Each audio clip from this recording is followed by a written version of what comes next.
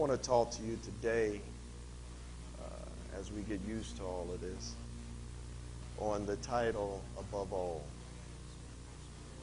Above everything you do, there has to be love involved.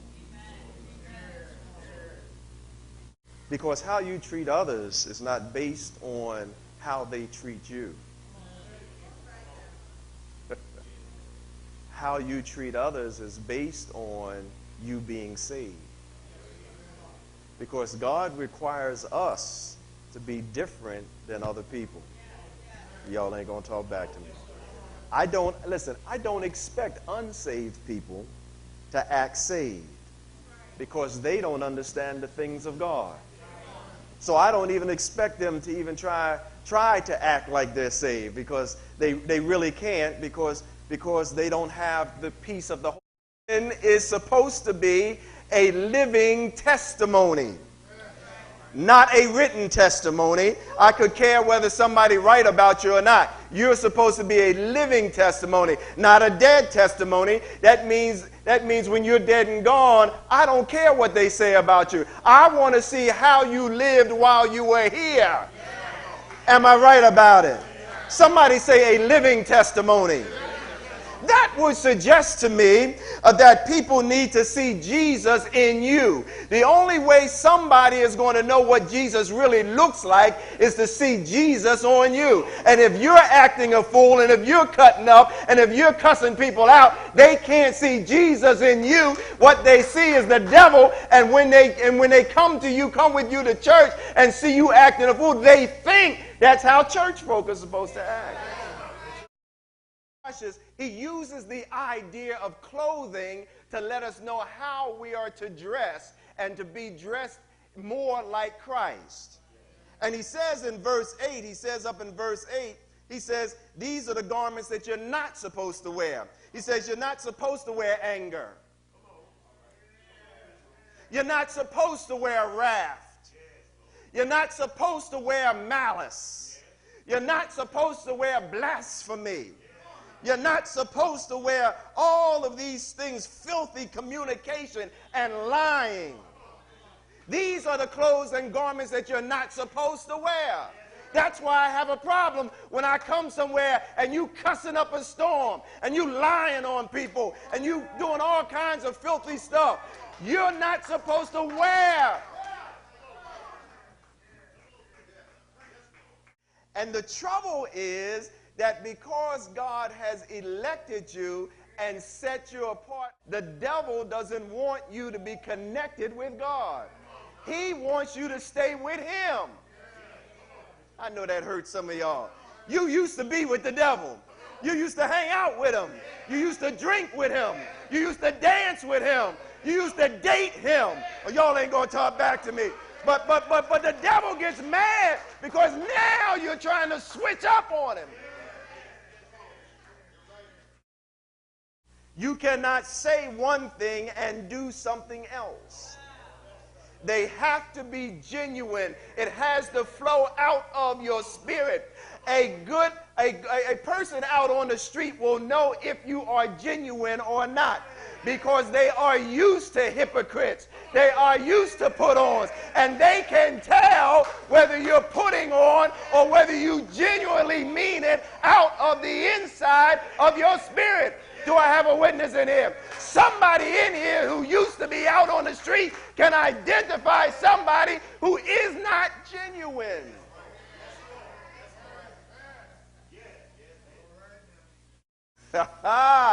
Don't you ever forget where God brought you from. Y'all ain't going to talk back to me. I know you don't want the person next to you to know where God brought you from. I know you don't want the person behind you to know where God brought you from. But just in your own spirit, just say, I'm thankful for where you brought me from. I'm thankful.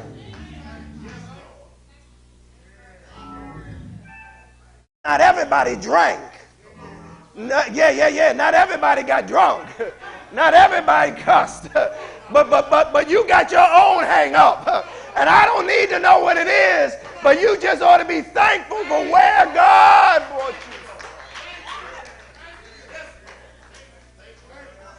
Can I preach a little longer?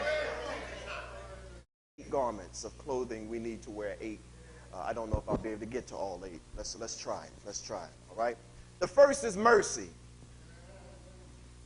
Mercy is compassion and tender-heartedness towards an offender. Not somebody that you like. Anybody can be kind to somebody that they like. The test is, can you be kind to somebody who you don't like? Y'all ain't going to talk back to me. The second one is kindness. The second garment is kindness. Kind means a good or benevolent nature. That lets me know that kindness has to be given. Kindness has to be given. As a matter of fact, to be indulgent, you have to be considerate. You have to be gentle. You have to be helpful. You have to be cordial and courteous. Kindness promotes friendship. Proverbs says a person who has friends must show himself friendly. So the negative, want people to be friendly, you've got to be friendly. If you want people to like you, you got to be likable.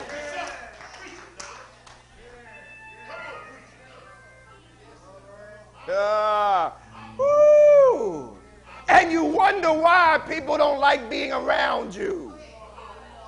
Because you're hateful. You're mean.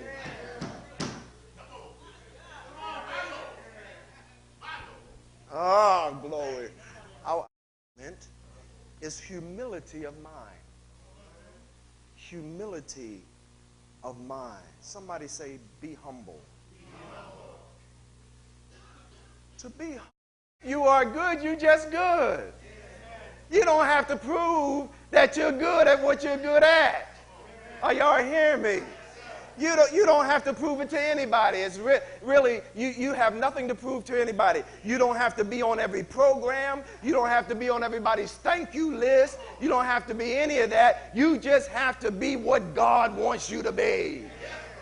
Am I making sense? Stop getting upset because nobody calls your name or on the church calendar. Stop getting upset because you're not on the thank you list. Stop getting upset. Just be thankful that God knows your name. Do I have a witness in here? I don't care if you know my name. I don't care if you know what I'm good at. But when I get to the pearly gates, as long as he opens the book and finds my... Do you hear what I'm talking about? Find my name in the Lamb's Book of Life. I get to the gate and he's fumbling through and he can't find my name. Suffering, long suffering. It literally means suffer for a long time.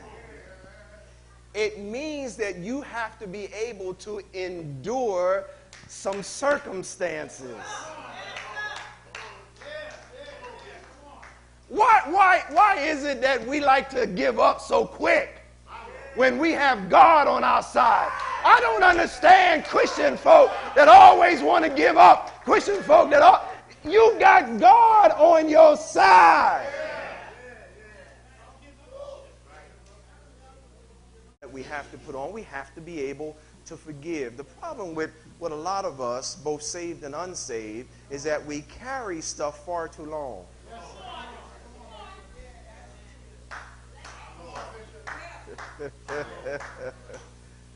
We carry stuff far too long. You'll be upset next year.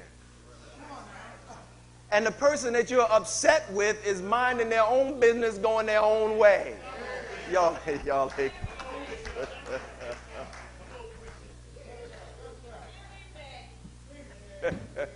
And the key to forgiveness is remembering how much God forgave in your life.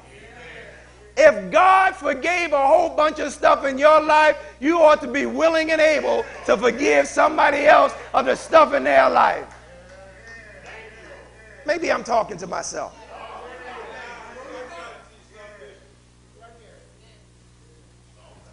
Forgiveness. You are not a Christian if you can't forgive.